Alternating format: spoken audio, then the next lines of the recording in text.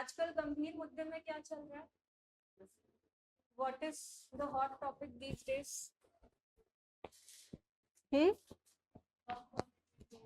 Hyderabad international arena में देखें तो इंडिया बांग्लादेश के बीच में प्रॉब्लम आ रहा है. आर वी और are we not facing problems? What happened exactly पूरा आपको याद है? Do you have like exactly course of event क्या हुआ था? एनीवन? डेली न्यूज़पेपर, इससे देखो बेसिक मैं आपसे सवाल पूछ रही हूँ. बेसिक आप डायलॉग ही पढ़ के हमको पता चल जाता है कि आप डेली अखबार भी पढ़ रहे हो या नहीं. जैसा आप कोई डॉक्यूमेंट्री या टीवी सीरीज फॉलो करते हो आप लोग? कुछ कुछ टीवी में कुछ सीरीज कोई कुछ देखता है? Anything? Yes, what do you watch? Suits. अच्छा, दैट इज वेरी नाइस. तो at least you know last episode में क्या हुआ, तभी पता होगा when you have actually watched it. तो अभी लेटेस्ट में क्या हुआ वो भी हमें तभी पता चलेगा when we are reading it. जैसे आपने बोला तेलंगाना वाला, which means that you are very well updated. अब यहाँ पे मैंने आपसे पूछ लिया कि ओके करंट अफेयर्स में एक आपका एपिसोड हुआ है इंडिया बांग्लादेश से रिलेटेड, फॉलो किया किसी ने? Go on. Yes. BIMSTEC.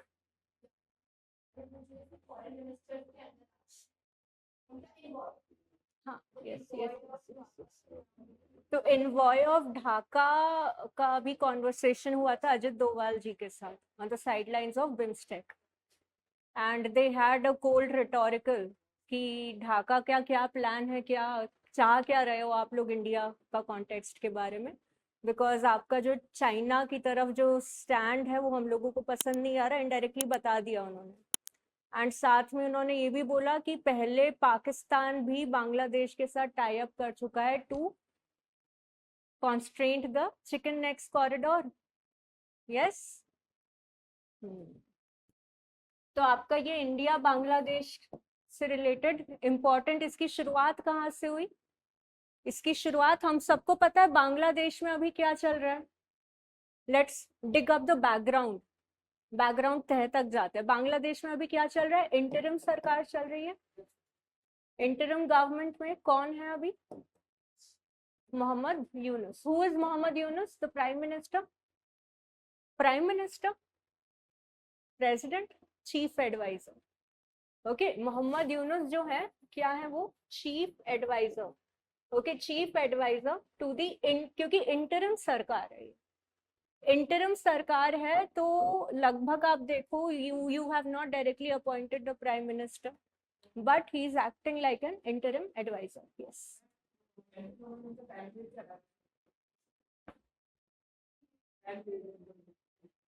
Depends on Bangladesh का कॉन्स्टिट्यूशन.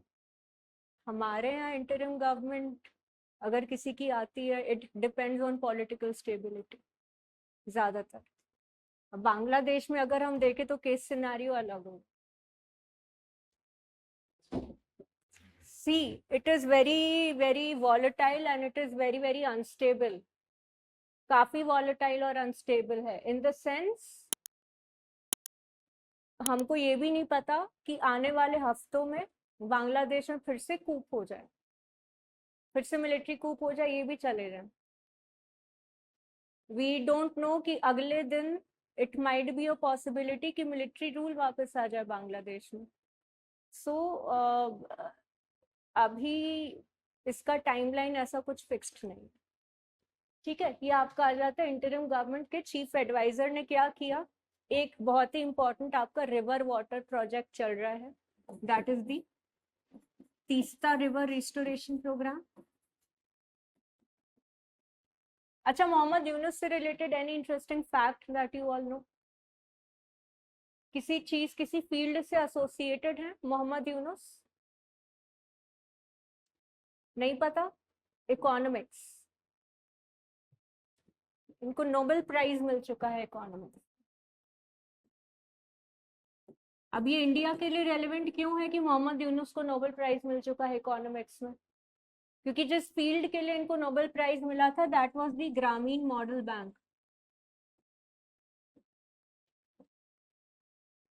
इंडिया में जो रीजनल रूरल बैंक्स का कॉन्सेप्ट है, इस बेसिस पे इनको रिकग्निशन इंटरनेशनल लेवल पे मिल चुका है. He has also been the prime minister of Bangladesh before. And अभी इनको चीफ एडवाइजर अपॉइंट किया गया टू द इंटरिम गवर्नमेंट, क्योंकि कोई और पॉलिटिकल ऑल्टरनेटिव है ही नहीं बांग्लादेश के पास. अनकॉन्ट्रोवर्शियल पॉलिटिकल ऑल्टरनेटिव नहीं है अभी इन लोगों के पास. ऑलराइट. यहाँ पे तीस्ता रिवर रिस्टोरेशन का जो प्रोग्राम चल रहा है, लास्ट ईयर इंडिया ने इसमें भारी इन्वेस्टमेंट किया था, अच्छे से कंट्रीब्यूट किया था when Sheikh Hasina ji was in regime. Sheikh Hasina के रिजीम ने chief economic adviser Teesta river restoration में इंडिया ने अच्छे से इन्वेस्ट किया. अभी क्योंकि मोहम्मद यूनुस है, उन्होंने क्या किया, 4 दिन चाइनीज प्रीमियर के साथ मीटिंग रखी. एंड ये सिर्फ और सिर्फ एक टॉपिक था मीटिंग का, सिर्फ एक टॉपिक था. चाइना को बांग्लादेश कह रहा आप इसमें इन्वेस्ट करो, आप हेल्थ केयर और रोडवे इंफ्रास्ट्रक्चर में इन्वेस्ट करो. द फैक्ट इज दैट 2016 15-16 से लेके अब तक $50 बिलियन का इन्वेस्टमेंट चाइना भी बांग्लादेश में कर चुका है. बट जब तक शेख हसीना जी का रिजीम था तब तक it was good because she has always been pro India, right. अब मोहम्मद यूनुस के साथ प्रॉब्लम ये आ रही है, मोहम्मद यूनुस के साथ जो प्रॉब्लम आ रही है, एंड दैट इज जो आपके चीफ एडवाइजर हैं, इन्होंने चाइना को बोला कि आप ना ही सिर्फ इस पे काम करो, आप नॉर्थ ईस्ट इंडिया में भी अपनी प्रेजेंस बढ़ाओ. He said to increase the Chinese presence in North east India. One second सबसे खतरनाक जो उन्होंने स्टेटमेंट बोला वो ये था कि Bangladesh is the only guardian of the North east India. बोला था कि नॉर्थ ईस्ट इंडिया लैंडलॉक्ड है सब तरफ से और उसको गार्ड करने वाला कौन है, सिर्फ और सिर्फ बांग्लादेश. अब ये डायरेक्ट, इसको अगर हम लोग इंटरनेशनल डिप्लोमेसी के पार्लेंस में देखें तो this is what, this is a direct threat. This is a direct threat.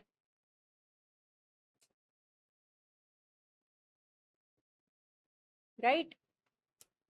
Directly हम लोग इसको क्या कर रहे हैं, थ्रेटन कर रहे हैं कि चलो आपने इंडियन गवर्नमेंट के बारे में सोचा नहीं, नॉर्थ ईस्ट इंडिया के ऊपर पूरी सॉवरेनिटी बनी हुई है, it is N integral part. और इंडिया की जो कोस्ट लाइन है सबसे लंबी है, उसके बावजूद भी you are having the guts to say things that Bangladesh is the only guardian. Okay. और वो भी इन्होंने तब कहा जब बिम्स्टेक की मीटिंग शेड्यूल्ड थी. अभी रिसेंटली बिम्स्टेक की मीटिंग हुई, so we will also cover what is BIMSTEC. I hope आप सब लोग अपने एटलस लाओ. We will do some map work related to Teesta river 1, क्योंकि तीस्ता रिवर में पहले क्वेश्चन आ चुका है, आया है. तीस्ता की tributary, anyone can you name me a tributary of Teesta?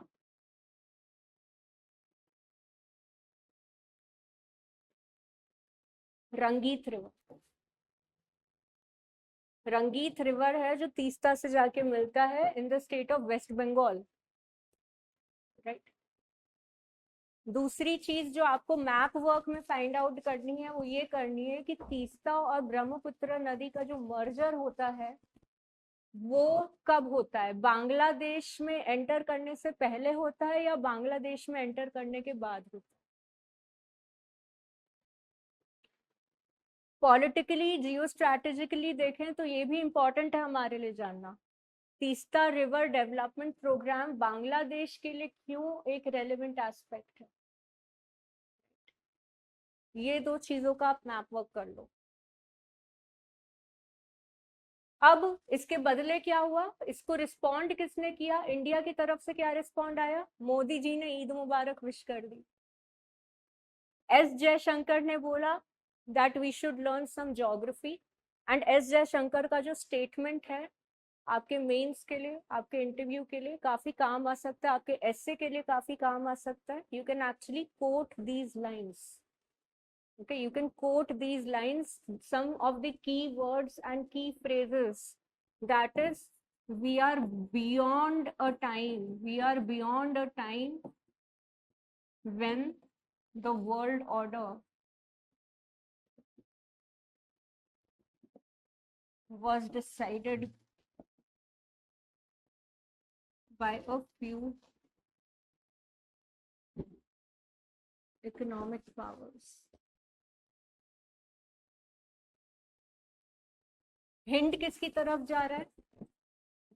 Asian century की बात करें, चाइना तो है ही है, but India plays a very very important role as an emerging market economy. Asian century में जो इंडिया है, जो मेनलैंड इंडिया है, that Republic of India plays a very crucial role. यहाँ पे दूसरा इन्होंने जो स्टेटमेंट बोला, दैट वाज कि आपका जो बिम्स्टेक का रोल है, आपका जो बिम्स्टेक का रोल है, that happens to be what?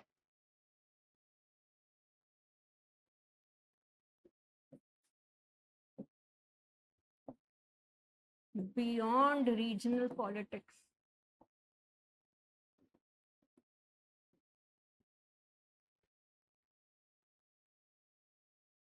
Direct उन्होंने बोल दिया बियॉन्ड रीजनल पॉलिटिक्स हमारे बिम्स्टेक का जो रोल है, it is not just connecting the entire South Asia to the south east Asia. क्या नोट कर लो, बहुत इंपॉर्टेंट है with respect to what significance of BIMSTEC, कि ये हमारे साउथ एशिया और साउथ ईस्ट एशिया को कनेक्ट करने के लिए ही इंपॉर्टेंट नहीं है. सिर्फ और सिर्फ कनेक्टिविटी का काम नहीं कर रहा है बिम्स्टेक. इसका मतलब आप समझ रहे हो क्या है? कनेक्टिविटी के बियॉन्ड आपकी इकोनॉमी को भी डेवलप करने का काम कर रहा है.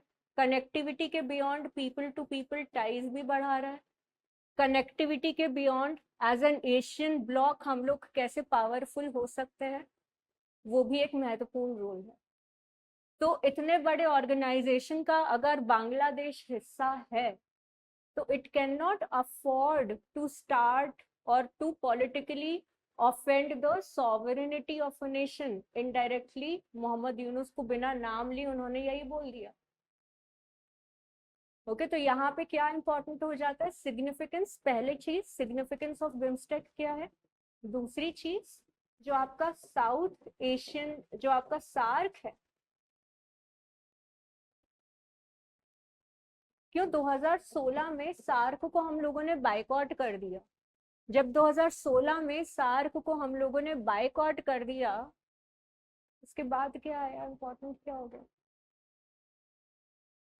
ये बॉयकॉटेड सार्क इन 2017. तब से बिम्स्टेक का रोल और भी ज्यादा इंपॉर्टेंट हो गया, क्योंकि सार्क में एग्जैक्टली वही सब हो रहा था. Regional politics, mistrust, specially with Pakistan. अभी बिम्स्टेक का बांग्लादेश एक इम्पॉर्टेंट मेंबर है, so we cannot afford to bring up political rivalries. So again the focus was laid on what? Greater agenda. Greater agenda. ठीक. तीसरी बात, अजीत डोभाल ने क्या स्टेटमेंट बोला? अब द थिंग इज कि ऑब्वियसली आप मेंस में उनको पूरा पूरा कोट नहीं कर पाओगे, अजीत डोभाल सेड दिस फिर इन्वर्टेड कॉर्नर, ऐसा मत करना. बट सिर्फ एक अंडरस्टैंडिंग के लिए, ठीक है, एक इनडायरेक्ट नरेटिव के लिए, जो आपका आंसर राइटिंग का जो तरीका होता है, ऑफिशियल रेप्रिमांड, राइट, और ऑफिशियली हम लोगों ने कैसे रिएक्ट किया, एटलीस्ट आपके माइंड में रहेगा. How did he respond? How did he respond? He said Bangladesh, Pakistan and China का जो ये ट्रायो है, पहले भी इंडिया के लिए थ्रेट बन चुका है. बांग्लादेश, पाकिस्तान और चाइना का जो ट्रायो है, पहले भी इंडिया के लिए थ्रेट बन चुका है. एंड हमें पता है कि जो तुम चाइनीज इन्वेस्टमेंट को इनवाइट कर रहे हो, we also know that you are going to invite and tie up with Pakistan and again build a strategy against India. ठीक है, ये एंटी इंडिया टैक्टिक लग रहा है. He has warned Mohammad Yunus on issues of national security.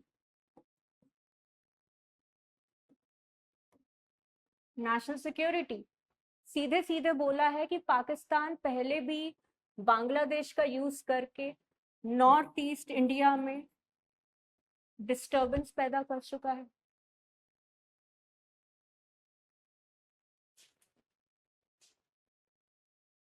तो यहाँ पे दो चीजें आ गई. एक, हमारे फॉरेन मिनिस्टर ने कैसे रिस्पॉन्ड किया. दूसरा, अजीत डोभाल, हमारे जो चीफ नेशनल सिक्योरिटी के जो पर्सन है, like how did he respond. दोनों एस्पेक्ट से ये हमारा रेलेवेंट हो जाता है. अब यहाँ पे बात करते हैं हम लोग बिम्स्टेक की. What do you understand by BIMSTEC. कितने मेंबर्स है बिम्स्टेक के. How many members are there. 8 or 7. 5 members from South Asia, 2 members from Southeast Asia. Map Atlas निकाल लो आप अपने.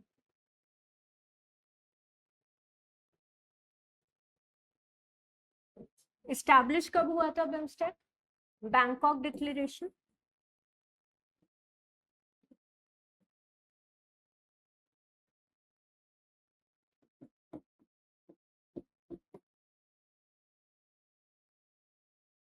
When was BIMSTEC established? Bangkok Declaration, 1997. How many members were there?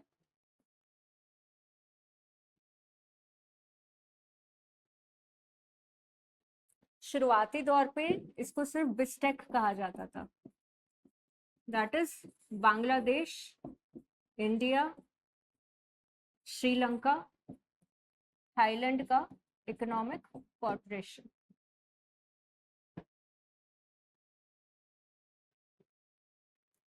बाद में 1997 में ही Myanmar ने ज्वाइन कर लिया. 1997 this organization was joined by Myanmar. It became what? It became BIMSTEC. It became BIMSTEC. 2004 में एक और मेंबर एड ऑन हो गया. That was Nepal. कितने मेंबर्स हो गए BIMSTEC में अब total. 7 members, right?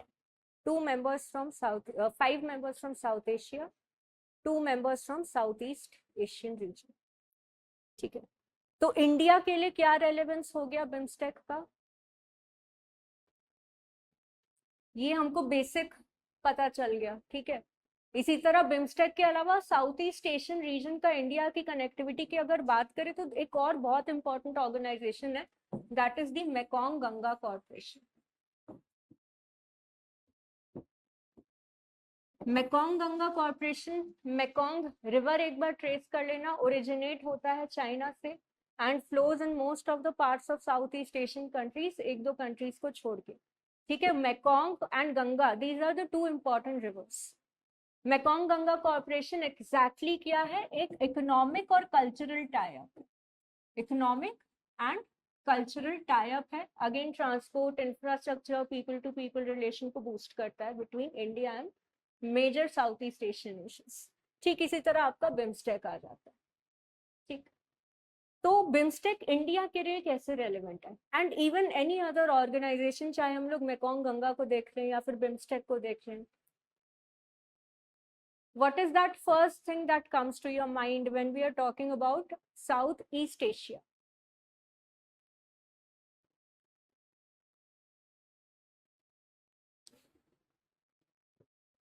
South east Asia की बात कर रहे हैं तो पहली चीज जो आपके दिमाग में है वो क्या आ रही है.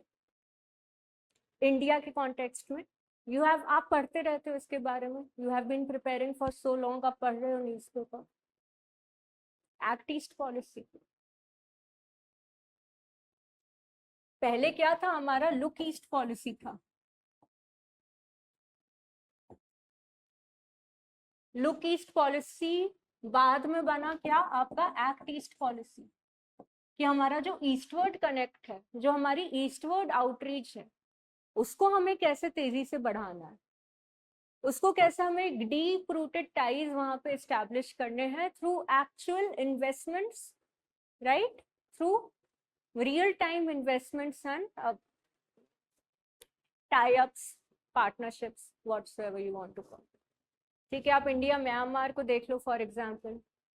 लुक ईस्ट में हम लोग क्या कहते हैं, ठीक है हम लोग ट्रेड रेट बढ़ाएंगे, एक्ट ईस्ट आया, हम लोगों ने क्या किया, Sittwe port Kaladan multi modal transport project. दूसरा सिग्निफिकेंट क्या आ जाता है आपका, ये कुछ आपके व्हाट वी कैन से की पॉलिटिकल अरीना में ये आपके कुछ इंपॉर्टेंट फ्रेजेस हो जाते हैं जो आप मेंस में ऐसे में कोट कर सकते हो। एक्ट ईस्ट पॉलिसी लिख लो आप, नेबरहुड पॉलिसी लिख लो, क्या हो गया, neighbourhood first policy, neighbourhood first policy.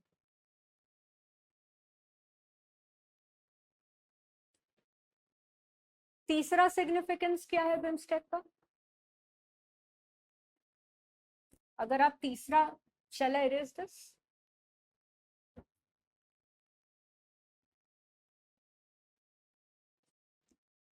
Neighbourhood first policy हो गया आपका, एक्ट ईस्ट पॉलिसी हो गया, it is an alternative to सार।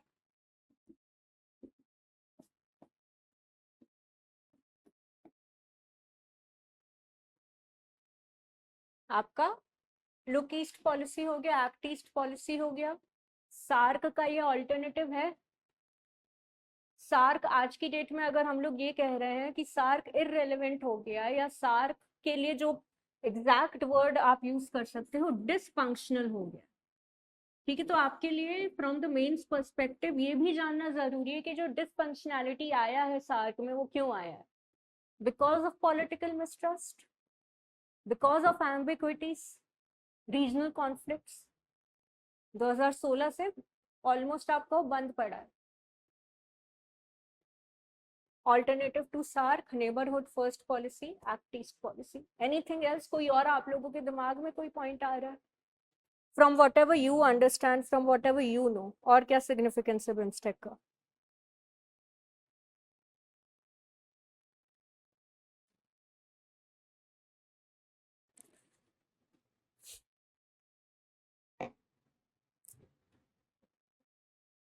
बता सकते हो, कोई दिक्कत नहीं है।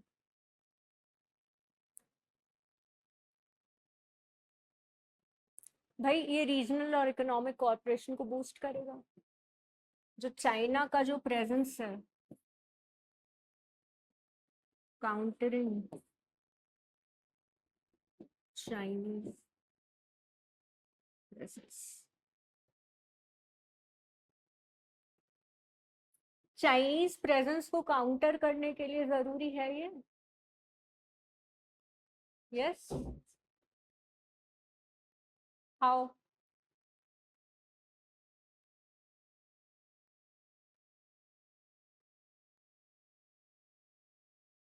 यू नो, आप जानते हो, घबराओ मत, कंफ्यूज मत हो। Chinese presence in the South east Asian region, yes, Chinese presence in the Bay of Bengal, South China Sea and overall Indian Ocean. आप मैप वर्क, एटलस, एटलस सब निकाल लो, एटलस अपने नहीं लाए हो, व्हाट्स हर नेम, नंदिनी, अच्छा चलो ठीक है, Atlas, you got your Atlas, चलो तो जिनके पास एटलस है वो रेफर कर लो, एक बार मैप देख लो, मैप देख लो आप साउथ ईस्ट एशियन रीजन का, आप मैप देख लो चाइना का, बे ऑफ बंगाल रीजन का, जो आपका साउथ चाइना सी है, साउथ चाइना सी में चाइना टारगेट क्या कर रहा है? अभी हम लोगों ने क्या पढ़ा था, कुछ जापानीज आइलैंड्स के बारे में हम लोगों ने पढ़ा था, सेंकाकू आइलैंड, छोटा सा अनइनहेबिटेड आइलैंड है, उसके ऊपर चाइना पीछे पड़ा हुआ है। कल हम लोगों ने हर्ड मैकडोनल्ड आइलैंड पढ़ा था कि उसमें कोई नहीं रहता उस आइलैंड पे, फिर भी डोनाल्ड ट्रम्प ने 10% टैरिफ लगा दिया। ये जो आपके छोटे छोटे अनइनहेबिटेड आइलैंड्स होते हैं, they act as a naval base.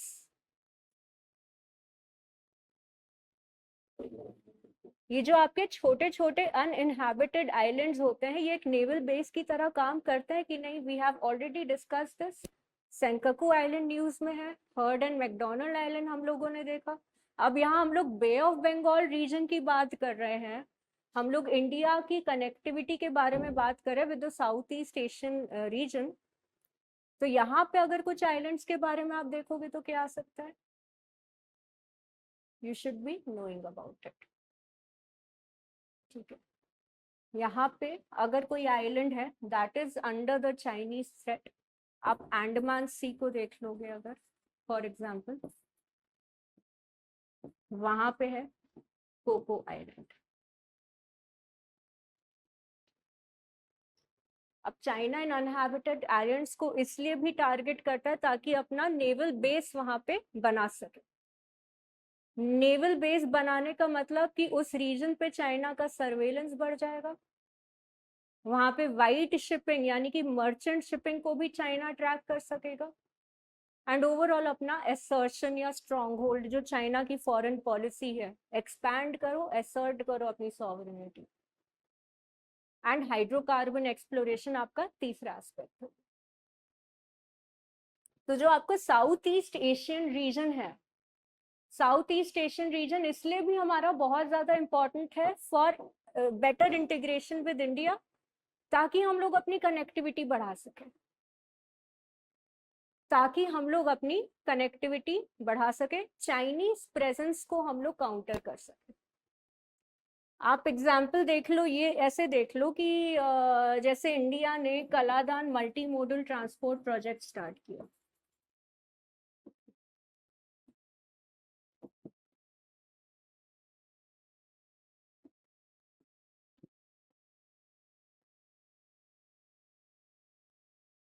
For example India ने आपका स्टार्ट किया Kaladan multi modal transport project, initiative हुआ उसका, सितवे पोर्ट सिर्फ एक छोटा सा पार्ट है, एक आउटलेट है, ठीक है। सितवे पोर्ट फिर कनेक्ट करता है आपके रिवर वेज से कनेक्ट करता है, या आपके वाटर रिवर से कनेक्ट करता है, रोडवे से कनेक्ट करता है, आपका ये रेलवे से कनेक्ट कर रहा है, एंड इसकी डायरेक्ट जो एंट्री हो रही है फाइनली ये जाके मणिपुर से एंटर हो रहा है। We are getting better accessibility to the North East region, right. अब यहाँ पे चाइनीज इन्वेस्टमेंट का दूर दूर तक रोल होना नहीं चाहिए था क्योंकि पूरा इंडिया प्रोजेक्ट है, बट यहाँ पे आप ये देख लोगे कि जितने भी वेसल्स होंगे, रेलवे लाइंस होंगी या फिर नेविगेशन वेसल्स होंगे रिवर्स के लिए, रोडवे के लिए आपके जो ट्रक्स होंगे, बसेस होंगे, वहां पे चाइना इन्वेस्ट कर रहा है, अपनी व्हीकल्स प्रोवाइड कर रहा है, ठीक है। तो it is like a tug of war, it is like a tug of war कि कौन अपनी डोमिनेंस सबसे ज्यादा पहुंचाए, ठीक है। इंडिया की अगर हम लोग सॉफ्ट पावर डिप्लोमेसी देखें और अगर हम लोग चाइना की सॉफ्ट पावर डिप्लोमेसी देखें, बहुत अंतर है दोनों में।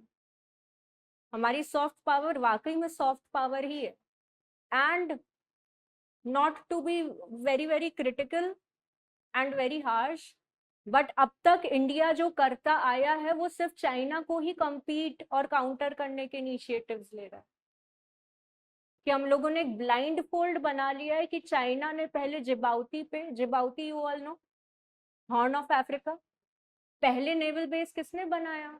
चाइना ने बनाया। बाद में जब रामनाथ कोविंद जी आए प्रेसिडेंटशिप में तो पहली बार हमारे प्रेसिडेंट ने जिबाउती पे विजिट किया। अब क्वेश्चन आना चाहिए as a critical foreign policy analyst कि पहले, इससे पहले क्यों नहीं हम लोगों ने फोकस किया on the horn of Africa. Hambantota port Sri Lanka में चाइना ने पहले बनाया, उसको काउंटर करने के लिए हम लोगों ने मटाला एयरपोर्ट श्रीलंका ने बनाया, पहले क्यों नहीं बनाया, ठीक है। तो एक सबसे बड़ा लूप होल इंडिया की फॉरेन पॉलिसी टैक्टिक का, that we are blindly following China, कि चाइना अगर कहीं पे अग्रेसिव हो रहा है हम उसको काउंटर करने के लिए कर रहे हैं, अगर कुछ कर रहे हैं, हमारा खुद का इनिशिएटिव क्या है, वो आपका दूसरा स्कूल ऑफ थॉट हो जाएगा, let is not take it, but मजा आ रहा है डिस्कशन में, ये बताओ, है ना। तो that is just one example, देख लेना, सितवे पोर्ट देख लेना, Kaladan multi modal transport project में आपके कौन कौन से रिवर वेज कौन कौन से इन्वॉल्व है, ठीक है, मणिपुर में अगर ये एंटर हो रहा है, रोडवे से एंटर हो रहा है, रिवरवे से एंटर हो रहा है, go through it, very very important. दूसरा जो इंपॉर्टेंट एस्टैब्लिशमेंट है चिटागोंग पोर्ट। तीसरा जो इंपॉर्टेंट आपका एस्पेक्ट है that is the chicken's neck corridor. Chicken's neck, जिसको कि हम लोग सिलीगुड़ी भी कहते हैं, जिसको कि हम लोग सिलीगुड़ी भी कहते हैं। हाँ जी, हाँ, पश्चिम बंगाल में जो 22 किलोमीटर वाला चौड़ा रोड है, that is our only source. वही एक जरिया है कि इंडिया जो है through a roadway, through a mainland north east से कनेक्टेड है। काफी स्ट्रेन्ड रहता है, पॉलिटिकली बहुत ही ज्यादा वॉलेटाइल जगह है। सुना है सबने चिकन नेक कॉरिडोर के बारे में? सिलीगुड़ी तो है ही फेमस जगह, वहां पे इंडियन आर्मी हमेशा एक्टिव रहती है, हमेशा मतलब हमेशा। तो इंडिया के लिए कांस्टेंट थ्रेट ये बना रहता है कि कल को कोई कलैमिटी आ जाए, नेचुरल डिजास्टर आ जाए, या फिर कल को कोई वॉरफेयर स्टार्ट हो जाए, या तो कोई कलैमिटी आ जाए या फिर कोई वॉरफेयर स्टार्ट हो जाए, चाइनीज अग्रेशन हो जाए, सबसे पहले क्या होगा, सिलीगुड़ी कॉरिडोर को हम लोग कट ऑफ करेंगे। जो हमारा ओपोनेंट है, जो डेंजर है, वो कट ऑफ करेगा। और अगर सिलीगुड़ी कॉरिडोर गलती से भी कट ऑफ हो गया, 1% की भी चूक अगर हो गई, नॉर्थ ईस्ट इंडिया से जो हमारी डायरेक्ट कनेक्टिविटी है क्या हो जाएगी, कट हो जाएगी, राइट। तो this is a very very volatile 22 kilometre wide stretch है। एंड यहाँ से अगर, do you have any friend from the North east? Assam से कोई दोस्त है आप लोगों का? नागालैंड, किसी नॉर्थ ईस्ट स्टेट का फ्रेंड नहीं है? आप उनसे कभी पूछो कि आप साल में कितनी बार घर जाते हो, और घर जाने के लिए कितना खर्चा लगता है, कितने पापड़ बेलने पड़ते हैं उन लोगों को।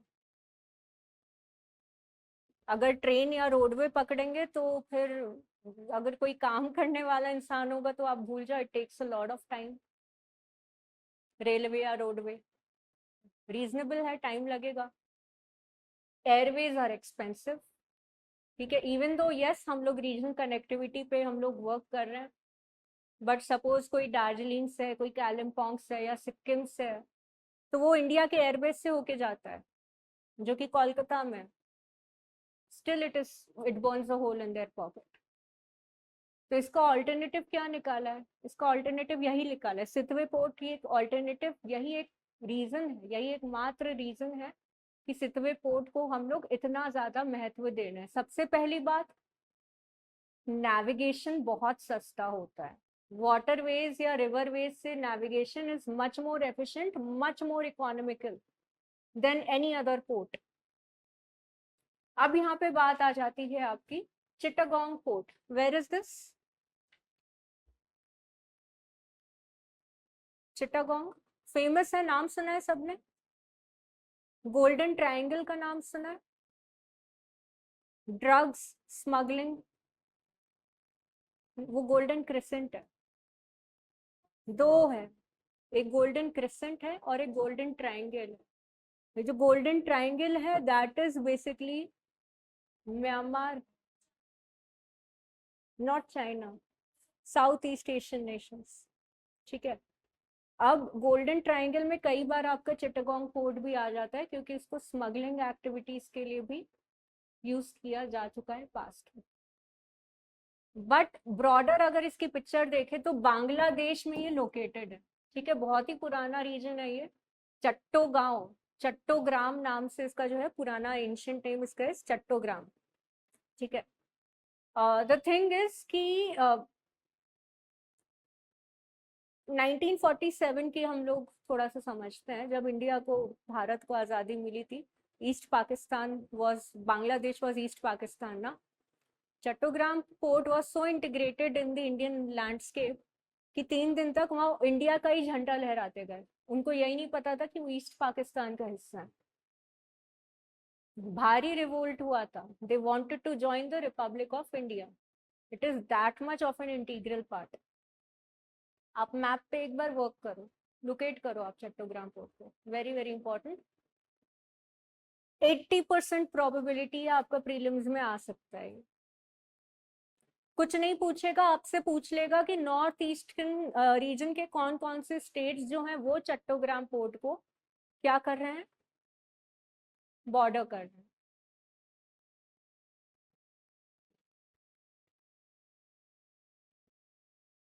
देखा, यू कैन बोरो। आप लोग एक बार एटलीस्ट देख लो, देन आप किसी से बोरो करके देख लेना और you go home, do whatever, but make sure that you go through it.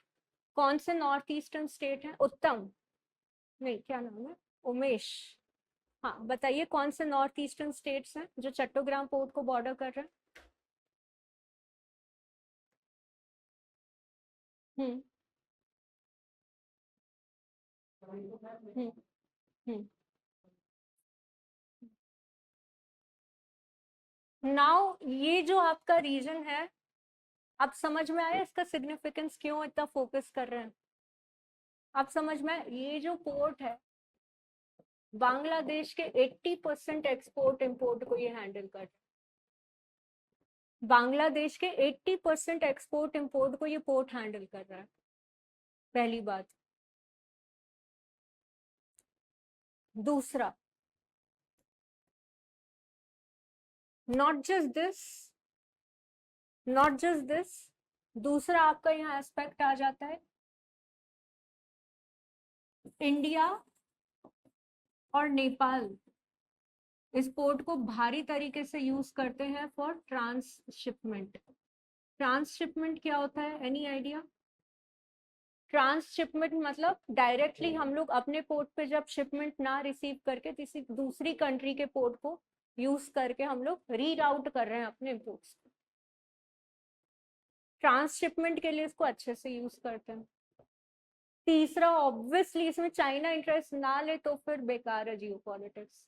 Obviously जो आपका Bangladesh investment and development authority है आपकी, BIDA करके, ठीक है, बांग्लादेश इन्वेस्टमेंट डेवलपमेंट अथॉरिटी ने डायरेक्टली चाइना के साथ पार्टनरशिप करा है to make Chattogram port one of the world class facilities, one of the world class facilities. Definitely India को as a sovereign aggressively approach करना चाहिए as far as this particular port is concerned. Aggressive approach India का रहना चाहिए कि China की presence को minimal करके ज्यादा से ज्यादा इन्वेस्टमेंट इंडिया वहां पे करेगी तो वो ज्यादा रीजनेबल रहेगा एट एनी गिवन डे। ना ही सिर्फ ये नॉर्थ ईस्टर्न स्टेट से हमारी कनेक्टिविटी का एक वाइबल ऑप्शन है, वाइबल रूट है, right? It is a much more cheaper alternative. And historically भी देखें, अब जब चाइना हिस्टोरिकल असर्शंस को यूज कर सकता है अपनी टेरिटोरियल प्रेजेंस को जस्टिफाई करने के लिए, then why shouldn't India, why shouldn't India, right? Historically भी देखें तो Chattogram port was a very, culturally देखें, ट्राइबल प्रेजेंस वहां पे देख ले तो इंडिया का बहुत ही इंपॉर्टेंट हिस्सा। बांग्लादेश में आज भी काफी सारी नॉर्थ ईस्टर्न ट्राइब्स है जो रह रही है। फॉरगेट अबाउट बांग्लादेशी हिंदूज, वो तो है ही है, नॉर्थ ईस्टर्न ट्राइब्स काफी सारी है बांग्लादेश में।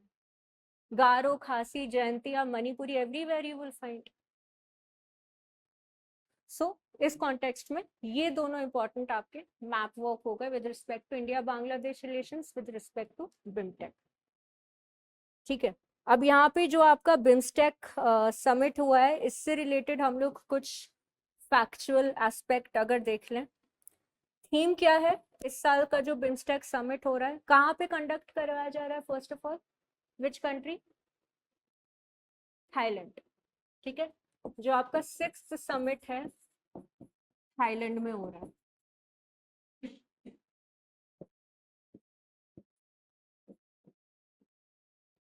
Prosperous, resilient, open. अच्छा, दूसरी बात ये भी जान लो, वी ऑल नो इंडिया के ऊपर रेसिप्रोकल टैरिफ कितना लगा है? 26%। बांग्लादेश के ऊपर कितना लगा है? 34%। इट इज इधर 34 या 36%। थाईलैंड के ऊपर भी 37%, वियतनाम के ऊपर 37%, चाइना के ऊपर पता है कितना रेसिप्रोकल टैरिफ लगाया है? 54% लगा दिया। इस कॉन्टेक्स्ट में यहाँ पे अब इंडिया का जो टाई है बिम्स्टेक कंट्रीज का खास तौर पे और ज्यादा इम्पोर्टेंट हो सकता है। क्यों? क्योंकि बांग्लादेश क्या है, बांग्लादेश और इंडिया, इंडिया का लार्जेस्ट ट्रेडिंग पार्टनर कौन सी कंट्री है? नन अदर देन बांग्लादेश है। इंडिया की सेकंड लार्जेस्ट एक्सपोर्ट डेस्टिनेशन अगर देखें तो दैट इज बांग्लादेश। बांग्लादेश भी अपनी काफी सारी चीजें इंपोर्ट एक्सपोर्ट करता है इंडिया को। स्पेशली अगर देखें तो जो आपकी ईस्टर्न इंडिया बेल्ट है, ईस्टर्न इंडिया बेल्ट का जो स्टेपल डाइट है that is rice and fish, especially West Bengal. तो जो स्टेपल इंडियन डाइट में जो हिल्सा मछली आ जाती है, hilsa fish, we imported a lot from Bangladesh. तो बांग्लादेश की काफी सारी फिशरमैन कम्युनिटी को लाइवलीहुड ही इसीलिए मिल रहा है, because again we are importing bulk of seafood also, rice, textiles, jute. तो ये जो थीम है again that is very important, इसमें आप फोकस करो, रेजिलियंस के ऊपर फोकस है। तो ये जो वर्ड टर्म यूज किया है प्रॉस्पेरस, हम सबको पता है ट्रेड टाइज बूस्ट करना है, right? People to people connectivity, transport infrastructure, economic corridor, सब कुछ पता है। ओपन, ओपन से क्या मतलब हो गया? ओपन का क्या मतलब हुआ? ओपन इकोनॉमीज तो आज की डेट में India is an open economy, right? Major south east Asian nations में ऐसा कोई एक्सपोर्ट इंपोर्ट का रिस्ट्रिक्शन नहीं है। कुछ में ज्यादा ट्रेड बैरियर्स अभी भी हैं, बट मेजोरिटी देखे तो इट इज स्टिल प्रोग्रेसिंग। फिर भी हम लोगों ने ओपन वर्ड क्यों यूज किया है थीम में? फ्री एंड फेयर ट्रेड को कैसे हम लोग फैसिलिटेट कर सकें। WTO का जो ट्रेड फैसिलिटेशन अग्रीमेंट है, India has performed excellently in this particular parameter. Customs duty की अगर हम लोग बात कर ले, इंपोर्ट ड्यूटीज की अगर हम लोग बात कर ले, तो TFA को हम लोगों ने अच्छे से इम्प्लीमेंट किया है। ओपन ट्रेड यानी कि ये फैसिलिटेट कर रहा है। ओपन ट्रेड क्या कर रहा है? ट्रेड फैसिलिटेशन कैसे हम लोग कर सके, एक्सपोर्ट इंपोर्ट में जो नॉन क्वांटिटेटिव बैरियर्स हैं उन्हें हम कैसे ईज आउट कर सकते हैं। अब यहाँ पे बात करते हैं हम लोग रेजिलियंस की। रेजिलियंस से आप लोग क्या समझते हो? लिटरली रेजिलियंस का मतलब क्या होता है? इंडियन इकोनॉमी के लिए हम लोग कई बार वर्ड यूज करते हैं, IMF वर्ल्ड बैंक बोल देते हैं Indian economy is very resilient. कब कब बोलते हैं? जब कोई बड़ी आपदा आ जाती है, पैंडेमिक आ जाता है, स्लो डाउन आ जाता है, तब तब इंडियन इकोनॉमी को कॉम्प्लीमेंट मिलना रहता है। क्या? Resilient, bright spot. तो रेजिलियंट का मतलब कि कुछ भी हो जाए, may what happens, the Indian economy is always going to bounce back, always going to bounce back, क्योंकि हमारे मैक्रो इकोनॉमिक वेरिएबल्स स्ट्रॉन्ग है। वो इंडियन इकोनॉमी के कॉन्टेक्स्ट में है। यहाँ बिम्स्टेक के कॉन्टेक्स्ट में रेजिलियंस का मतलब हो गया resilient supply chain. Resilient supply chain, resilient supply chain का क्या मतलब हुआ? पैंडेमिक के वक्त सारी इकोनॉमीज को सबसे बड़ा झटका लगा था जब ग्लोबल वैल्यू सप्लाई चेन ठप पड़ गई। सब कुछ चाइना पे डिपेंडेंट है, हर इंडस्ट्री का, ऑटोमोबाइल इंडस्ट्री, ठीक है, स्टील का इंपॉर्टेंट इनपुट भी देखो, that is dependent on China. Every single industry faced a very detrimental setback because of over reliance on the global supply chain by on China. India अब अपनी supply chain को और मजबूत करने के लिए काम कर रही है। इंडो पैसिफिक का जो एक पार्टनरशिप है, ओके, इंडिया ने पार्टनरशिप भी किया है to strengthen the global value supply chain and to strengthen the Indian presence, कि आज के बाद कभी ऐसी नौबत ना आए कि अगर कोई कलामिटी आ जाए तो हमारा सप्लाई ही रुक जाए, पूरी जो साइकिल बनी हुई है वही डिस्टर्ब हो जाए। यहाँ पे सारी बिम्स्टेक नेशंस के साथ हम लोग कैसे कोलैबोरेट कर सकते हैं in order to strengthen our global value supply chain, that is important, that is important, right? Good. तो ये हमारा बिम्स्टेक का थीम हो गया, प्रॉस्पेरस, रेजिलिएंट एंड ओपन। ठीक है, तो थीम का भी डिप्लोमेटिक इम्प्लीकेशन होता है, हर थीम का एक डिप्लोमेटिक इम्प्लीकेशन होता है, इसीलिए हम लोगों ने फोकस भी यही किया है। ठीक है, फिर से यहाँ पे वर्ड्स यूज करे गए हैं like what, collective security, collective security use किया है टर्म बिम्स्टेक में। याद रखना China is not a member, तो कलेक्टिव सिक्योरिटी किसको ध्यान में रख के बोला जा रहा है? Obviously China, also Pakistan. ठीक है, other than that PM UPI. ठीक है, जैसे हम लोगों ने, आरबीआई ने काफी सारी कंट्रीज के सेंट्रल बैंक के साथ यूपीआई का डायरेक्ट कनेक्टिविटी स्टैब्लिश किया है, the same thing we are trying to do with south east Asian nations. UPI connectivity को हम लोग कैसे बढ़ाएं, and then energy centre to the chamber of commerce.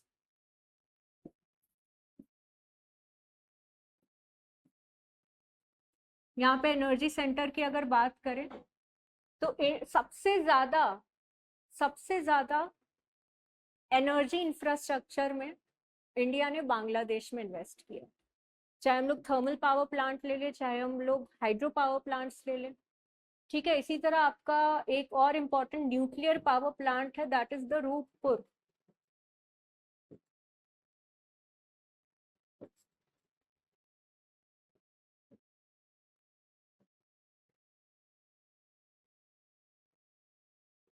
Rooppur nuclear power plant, where is it?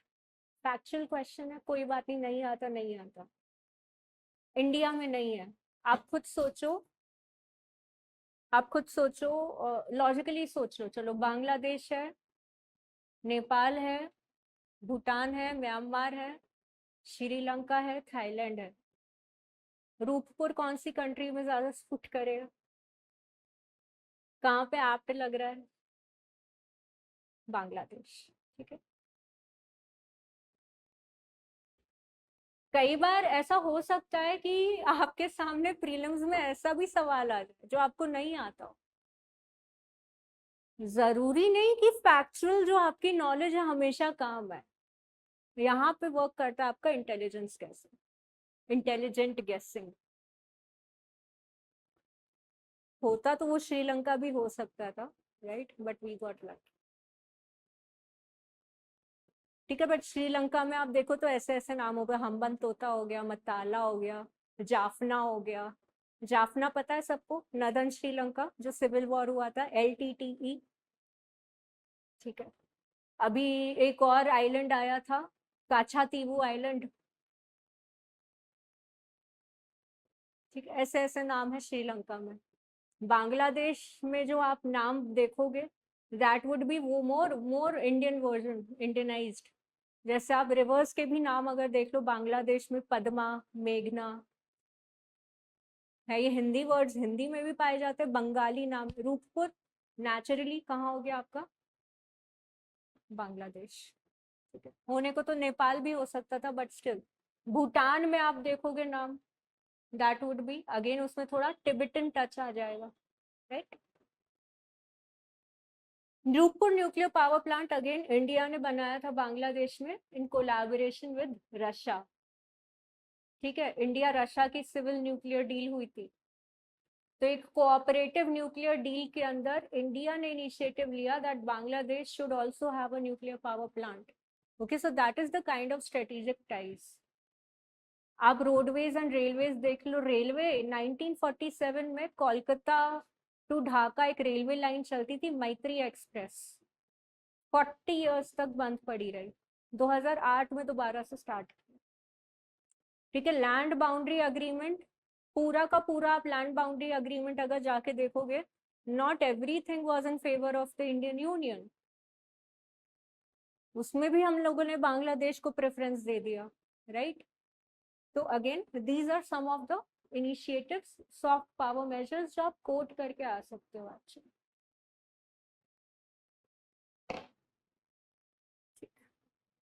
The same thing is with Myanmar, ठीक है? Myanmar में हम लोग भारी मात्रा पे रोडवेज एंड वाटरवे इंफ्रास्ट्रक्चर पे आज की डेट पे काम कर रहे हैं।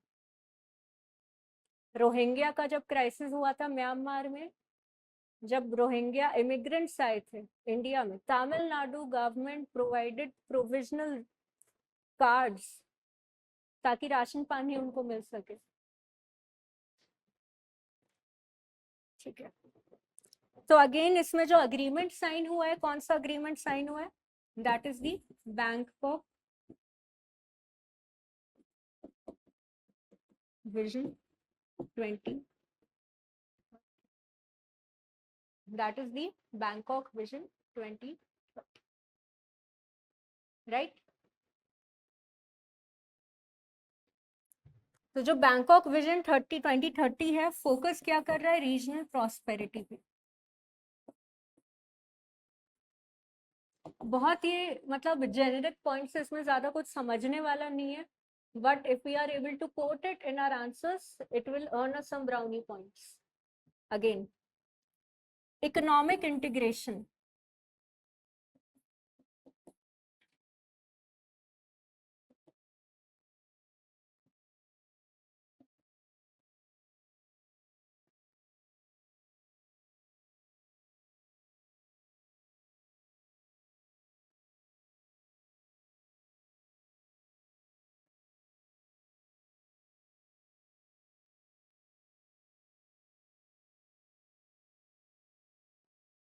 मेन थीम्स जो है बैंकॉक विजन 2030 के, ये सारे जो आपके मेन थीम्स हैं, ये जो 4 पॉइंट्स हैं, very very important from the context of look east policy. कभी कोई क्वेश्चन आ गया मेंस में, ये चारों पॉइंट्स आपके कहीं नहीं जाने, नहीं आता आपको फैक्चुअल नॉलेज, नहीं आ रहा डेटा, डजंट मैटर, आपने यही चारों पॉइंट्स नोट कर दिए, कोट कर दिया Bangkok vision 2030, very good.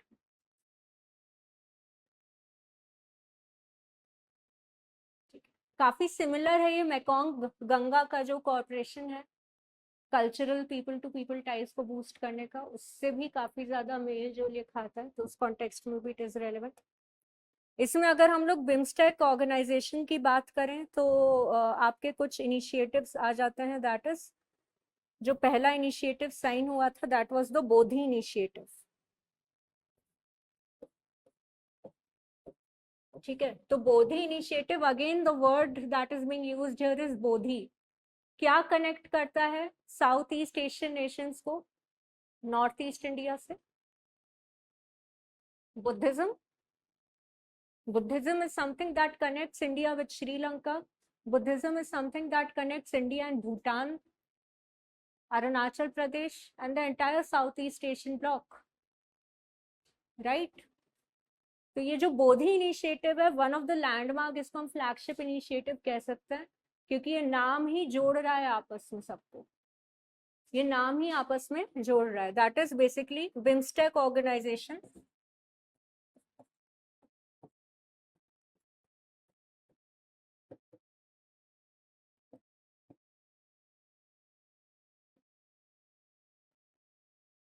Human resource infrastructure, कि कैसे हम यहाँ पे ह्यूमन रिसोर्स इंफ्रास्ट्रक्चर को डेवलप कर सकते हैं।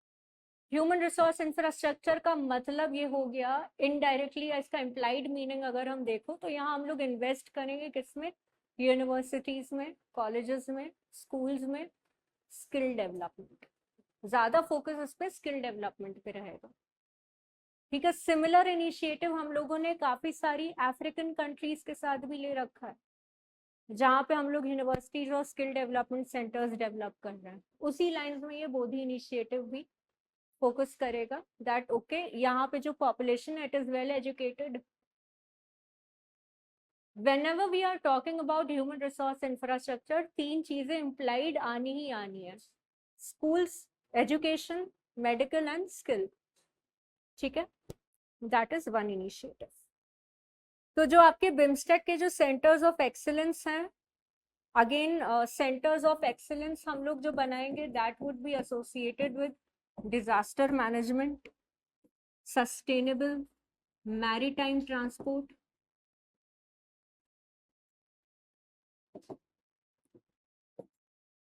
Traditional medicine and agriculture.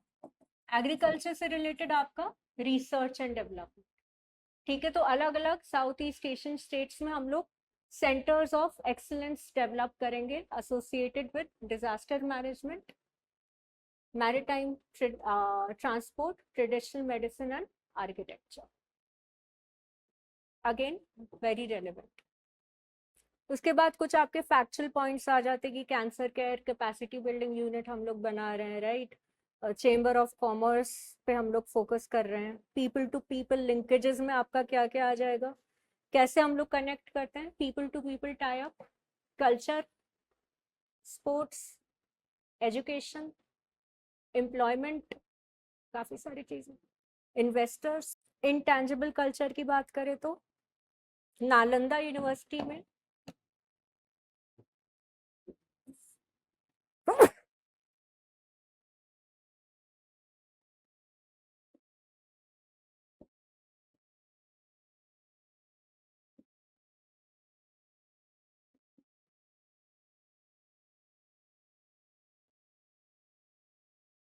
Nalanda में आपका बनेगा centre for bay of Bengal studies. कुछ फॉर्डर चीजें होती हैं, फॉर्डर चीजें यानी कि कुछ ऐसी चीजें होती हैं जो आप अपने मेंस और ऐसे में ऐसे कोट कर सकते हो कि बिम्स्टेक का मान लीजिए वापस हम लोग आ गए सिग्निफिकेंस पे जहाँ पे हम लोगों ने बात करी थी। इंडिया के लिए क्या सिग्निफिकेंस है हम लोगों को पता है। ओवरऑल वर्ल्ड में ये एक रीजनल ऑर्गेनाइजेशन है। एस जयशंकर ने बोला ये अब एक रीजनल ऑर्गेनाइजेशन ही, उसके भी बियॉन्ड हमको इससे लेकर जाना है, बियॉन्ड लेकर जाना है। यानी कि मान लीजिए कोई ऐसा स्टेटमेंट आ गया, BIMSTEC as more than just a regional organization, कि साउथ एशिया और साउथ ईस्ट एशिया को कनेक्ट तो कर रहा है ये, it is connecting south Asia to the south east Asia. ठीक है, इसमें दो आपकी इंपॉर्टेंट कंट्रीज आ जाती हैं, बांग्लादेश और म्यांमार। कैसे बे ऑफ बंगाल रीजन को, बे ऑफ बंगाल रीजन को इंडियन से कनेक्ट करके इंडियन मेनलैंड और south east Asian nations are getting connected. इसके बियॉन्ड क्या स्कोप है बिम्स्टेक का। वर्ल्ड में इफ वी सी 1.7 बिलियन यानी कि 22% वर्ल्ड पॉपुलेशन को ये रीजनल ब्लॉक रिप्रेजेंट कर रहा है in terms of population share. दूसरा अगर हम लोग देखें तो 5.2 ट्रिलियन यूएस, 5.2 ट्रिलियन डॉलर इसका वर्ल्ड जीडीपी है as of 2023।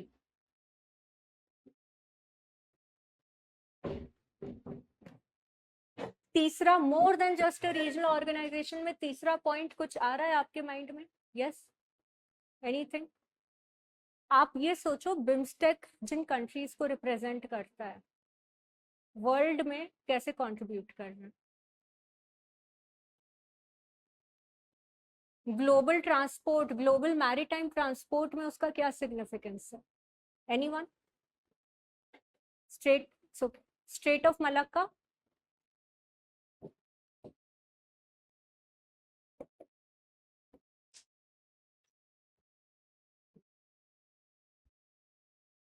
Straight of Malacca सबसे ज्यादा क्या ग्लोबल मैरीटाइम ट्रैफिक जो जाता है।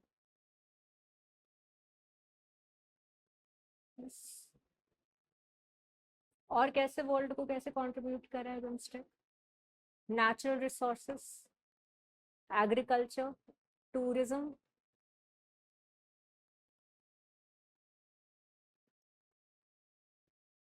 सारे पॉइंट्स आप लिख सकते हो।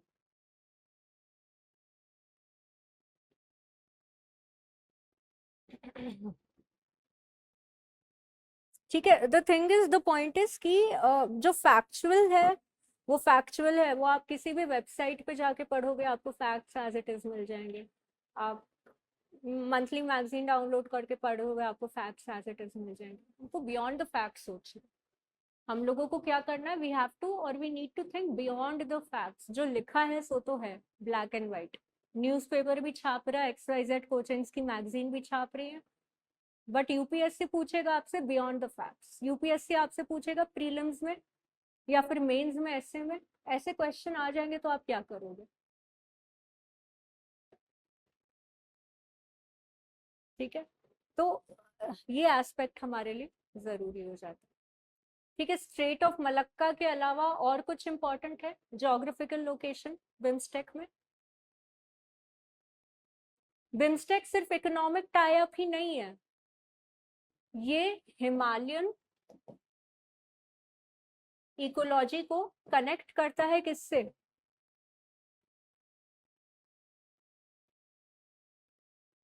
Sunderland ecology.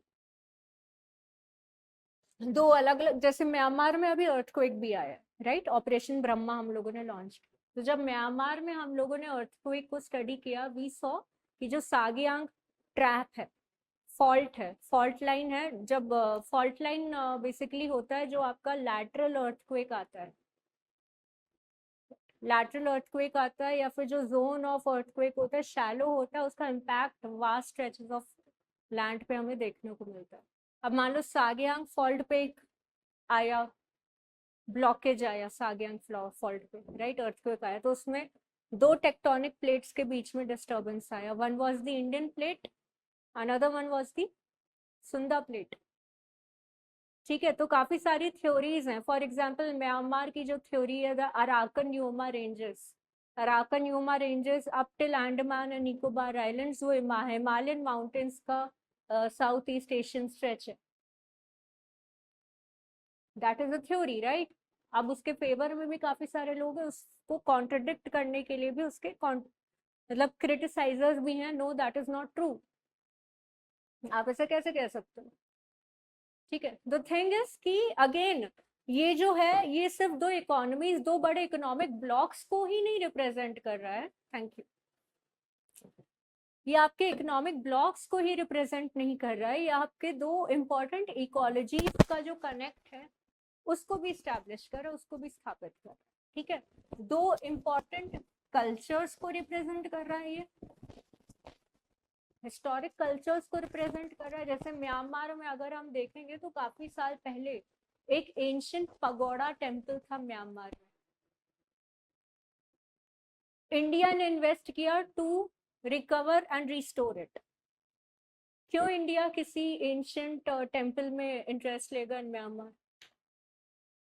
कंबोडिया में आप चले जाओ, अब यहाँ पे कल्चर से रिलेटेड कंबोडिया में है विष्णु जी का मंदिर, एंकोर वाट, सुना है नाम? काफी पॉपुलर है, देख लेना एक बार आर्ट एंड कल्चर में। एंकोर वाट, ये हो गया आपका दूसरा एस्पेक्ट।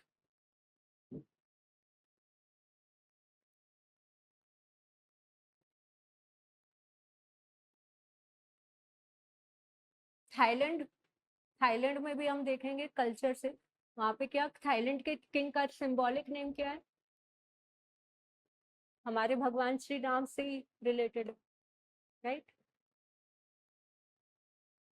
तो समझ में आया कि beyond just a regional organization क्या रिप्रेजेंट कर रहा है बिम्स्टेक, कि दो अलग अलग ब्लॉक्स कैसे टाइज एस्टैब्लिश कर सकते हैं। तीसरा जो आप पॉइंट ले सकते हो, that a model for the world,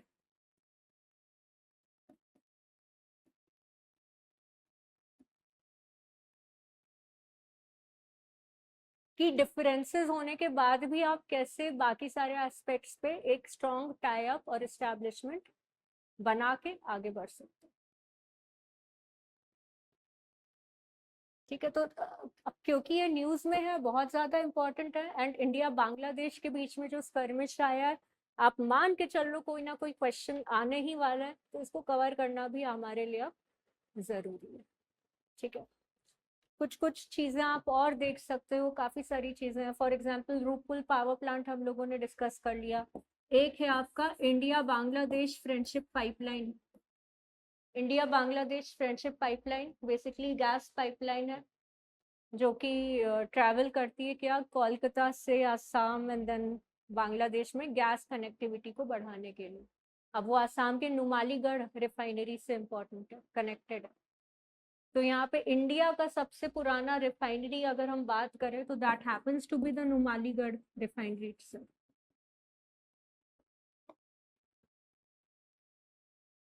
एक आपके लिए इम्पोर्टेंट एस्पेक्ट यहाँ पे और आ जाता है, जब हम लोगों ने ये देखा कि काफी सारे इंडियन रिप्रेजेंटेटिव्स ने कैसे रिस्पॉन्ड किया।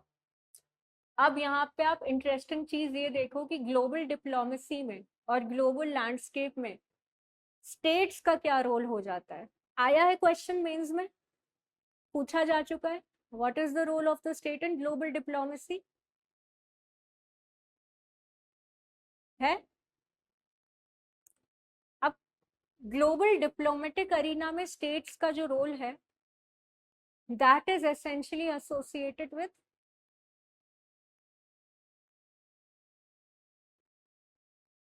नॉर्थ ईस्ट इंडिया ने कैसे रिस्पॉन्ड किया। हम बांग्लादेश कह रहे हैं नॉर्थ ईस्ट इंडिया को गार्ड करने वाले हम ही हैं, तो सिर्फ इंडिया को नॉर्थ ईस्टर्न स्टेट्स को प्रॉब्लम नहीं होगी, होगी ना, क्यों नहीं होगी। How did the northeastern states responded was that they took it as a direct political threat and even a stronger offensive। तो यहाँ पे एक नॉर्थ ईस्ट स्टेट के सीएम ने बोला that India should give up its big brotherly attitude।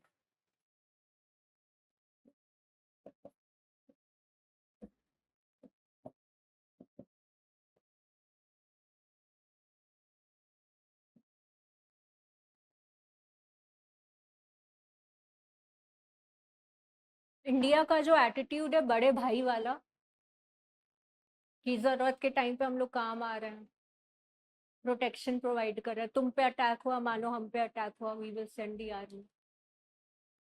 North eastern state के इस prime minister ने, सॉरी चीफ मिनिस्टर ने बोल दिया that look at the US और लुक एट इवन चाइना।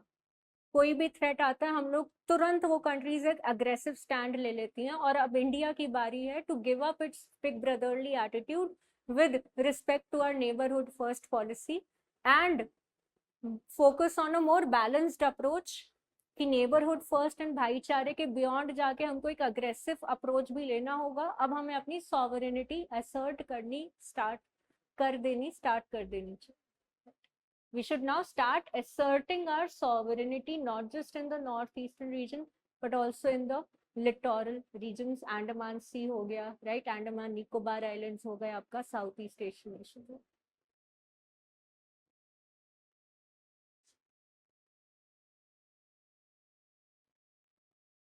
काफी इन डेप्थ डिस्कशन था बट बहुत इंपॉर्टेंट। आप समझो कि आपका मेंस का एक आंसर GS2 का आपके काफी सारे पॉइंट्स और फॉर्डर जो है वो रेडी हो गए। अब इस तरीके के जो पॉइंट्स है 1.7 बिलियन पॉपुलेशन या 1.7 बिलियन जीडीपी या 22% पॉपुलेशन, ये सारी चीजें क्या रिप्रेजेंट कर रहा है, ये आपके फॉर्डर में काम आ रहा है। ऐसे में लिख दिया, आंसर में लिख दिया, पॉइंट्स एक्स्ट्रा मिल गए।